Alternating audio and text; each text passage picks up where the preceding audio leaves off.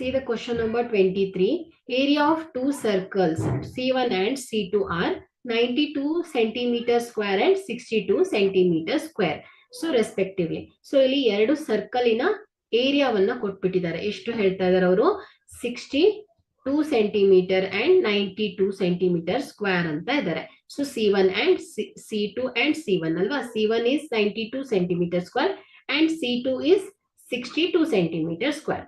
So find the radius of the circle C3 whose area is equal to the sum of the areas of C1 and C2 ಅಂತ ಹೇಳ್ತಾ ಇದ್ದಾರೆ. So ಇಲ್ಲಿ ಈ ಎರಡು ಏರಿಯಾದ some ಮಾಡಿದಾಗ ನಮ್ಗೆ ಏನ್ ಸಿಗ್ತಾ ಇದೆ, C3 ಇನ್ನೊಂದು ಸರ್ಕಲಿನ ಏರಿಯಾ ಸಿಗತ್ತೆ ಅಂತೆ. ಸೊ ಹಾಗಾದ್ರೆ ನಾವ್ ಏನ್ ಬರ್ಕೋಬಹುದು ಇಲ್ಲಿ, some of the C1 and C2 is equal to ಏನ್ ಬರಿಬಹುದು, C3 ಅಂತ ಬರಿಬಹುದು. Sum of the areas of this C1 and C2 which is equal to C3 area. So here we know the C1 and C2 area. ಎಷ್ಟು ಹೇಳುತ್ತೆ, 92 plus 62 ಅಲ್ವಾ. So which is equal to C3 area. So which implies 92 plus 62 is 4 plus 154 centimeter square which is equal to area of the circle C3 ಅಲ್ವಾ. So ಇದೇನಾಗುತ್ತೆ, 154 is equal to, here area of the circle is pi r square ಅಲ್ವಾ.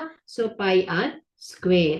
So implies, so ಇದೇನಾಗುತ್ತೆ 154 is equal to r square. So ಇದೇನಾಗುತ್ತೆ left ಸೈಡಿಗೆ ಹೋದಾಗ divided by pi ಆಗುತ್ತೆ.